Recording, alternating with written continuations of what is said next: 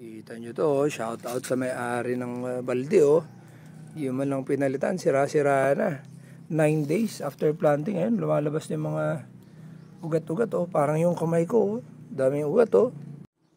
Huy, what's up? Go fam, okay. Sobrang bahus na ako, go fam. So, yan, update natin go fam. 9 days after planting, ayan na. So, eto na experiment natin. Bibilangin natin ngayon. Ito yung hindi na-sprayan. Okay. At ito yung na-sprayan ng atrazine. So kung makikita nyo, ang tatangkad na nila.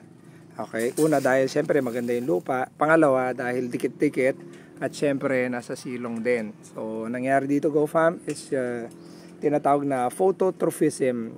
Kung saan nagpapaligsahan sila na makakuha ng araw, sikat ng araw. Kaya ito yung nangyayari go fam kapag nagtatanim kayo sa ilalim ng mga mangga or nyog, hindi siya maganda. Okay, in short, hindi siya maganda. Okay, so sabi, may kakalag-kalag pa. Try natin bilangin.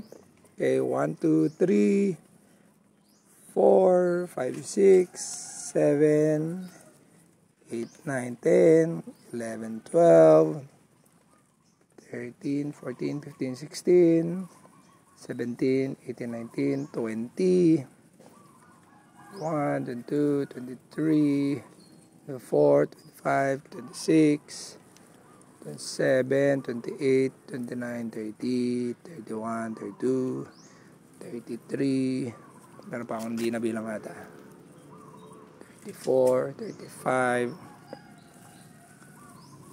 and 36.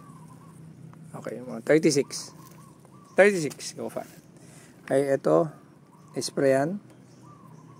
Hindi na sprayan, sorry. 1, mga tumubay, 1, 2, 3, 4, 5, 6, 7, 8, 9, 10, 11, 12, 13, 14, 15, 16, 17, 19, 20, 22, 23, 24, 5, 6, 37, 38, 39, 30, 31, 32, 33, 34, 35, 36, 37, 38, 39.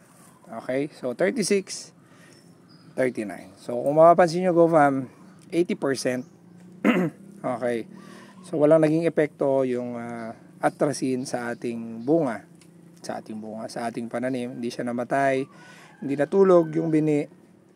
Ginawa natin dito is tinanim natin, binasa yung soil, kinaumagahan, saka nag-spray ng atrazine.